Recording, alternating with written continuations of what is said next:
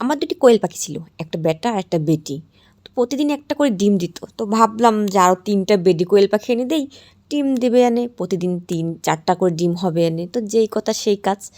তো আমিও আরও 3টা কোয়েল পাখি আনলাম, আইনা দিলাম।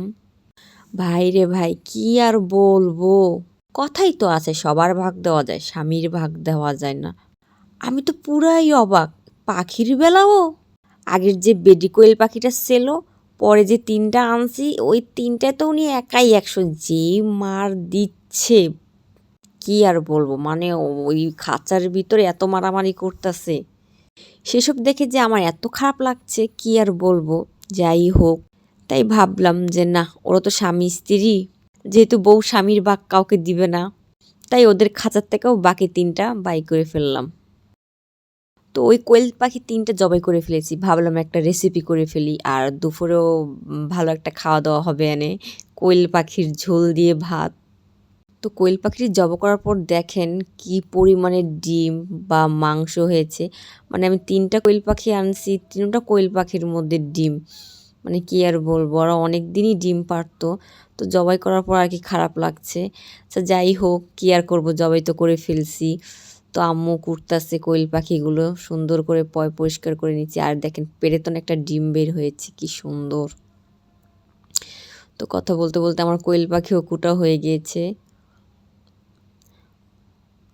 ডিমটি দেখে খুব খারাপও লাগছে, কি আর বলবো। তো এখানে আমার পেঁয়াজ, কাঁচামরিচ, ধনিয়া পাতা কাটা হয়ে গেছে। রান্নার প্রসেসে চলে যাব এখন। তো পেঁয়াজটা তেলে দিয়ে ভালো করে ভাজা ভাজা করব। তো পেঁয়াজটা যখন আমার লাল হয়ে আসবে তখন আদা বাটা, রসুন বাটা আর গরম মশলা দিয়ে ভালো করে এটাকে নাড়াচাড়া দেব।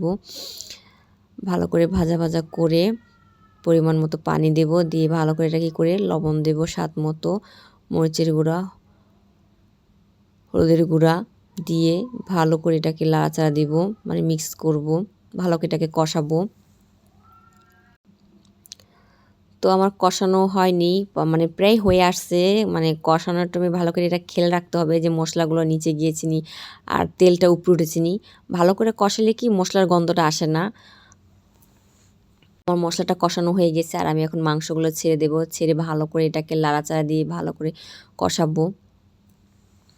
কি সুন্দর একটা কালার আসছে, মানে আমি তো কালার দেখে মাঝে মধ্যে আমি পুরাই অবাক হয়ে যাই যে আমি এত সুন্দর রান্না করি আর এত সুন্দর কালার চলে আসে, কি আর বলবো। আমি জানি আমার এই কথাগুলো শুনলে অনেকেই হাসি পাবে, জানি অতটা সুন্দরও কালার আসেনি। জানি না ভিডিওগুলো কেমন হচ্ছে। তো আমার এই ভিডিওতে যদি কোনো ভুল টুল থাকে তো প্লিজ কমেন্ট করে আমার সেই ভুলগুলো ধরিয়ে দিবেন। তো আমার মাংসটা হয়ে আসছে, মানে কষানো হয়ে আসছে, দেখে মনে হচ্ছে যে প্রায় সিদ্ধ হয়ে আসছে। তারপরও হালকা পানি দিয়ে একটুখানি বসায় রাখবো, কারণ আমার ছোট বাচ্চা আছে, না হলে ও খেতে পারবে না।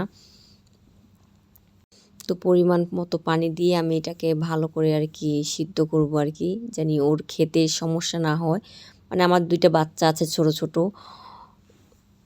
তো বিশেষ করে ওদের জন্য এই রান্নাটা আর কি হচ্ছে, সাথে আমিও খাবো। তো আপনাদের সাথে গল্প করতে করতে আমার রান্নাটা প্রায় হয়ে গেছে। তো প্রায় না, দেখেন রান্নাটা আমার হয়েই গেছে। তো আমার এই ভিডিওটা যদি ভালো লাগে তো অবশ্যই লাইক, কমেন্ট, শেয়ার দিয়ে পাশে থাকবেন। আর দেখেন কি সুন্দর কালার আসছে, মানে কি আর বলবো। তো বাচ্চাদের দিচ্ছি, ওরা খাচ্ছে আর আমিও প্লেটে নিলাম, ভাবলাম গরম গরম দুগা ভাত খেয়ে নিই। আর আমার এই ভিডিওটা যদি ভালো লাগে তো প্লিজ সাপোর্ট করবেন। সবাইকে অনেকটা ধন্যবাদ।